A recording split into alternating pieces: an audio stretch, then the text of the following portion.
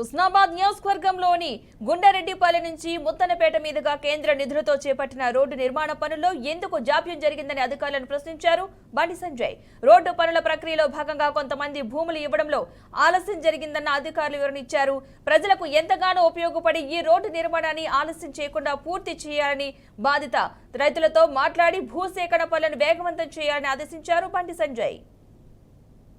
నాయకుల ఒత్తిడి వల్ల ఇప్పుడు సర్పంచ్లందరూ కూడా గత ప్రభుత్వం సర్పంచ్లు ఇబ్బంది పెట్టింది. బీఆర్ఎస్ పార్టీ ప్రభుత్వం సహకరించినా సహకరించకుండా కూడా వాళ్ళు ఏదో కొంత అభివృద్ధి చేయాలని చెప్పి వాళ్ళు చేసే ప్రయత్నం చేశారు. ఇప్పుడు చేసిన అభివృద్ధి నిధులు కూడా కేంద్ర ప్రభుత్వానికి. ఇది వాస్తవం. ఇది నరేంద్ర మోడీ గారి ప్రభుత్వం. కేంద్ర ప్రభుత్వం నిధులు లేకుంటే మా బతుకులు బర్బాద్ అవుతుంటే అప్పుడు ప్రభుత్వం నిధులు లేక ఇబ్బంది పట్టింది. కనీసం బిల్లు రికార్డు ఇవ్వాలి. నాకు తెలిసి ఇప్పటికే 1800 కోట్ల రూపాయలు పెండింగ్ ఉంది ఆల్రెడీ. వాళ్ళ ఆ పెండింగ్ బిల్స్ కూడా కనీసం ఇచ్చే పరిస్థితి లేదు.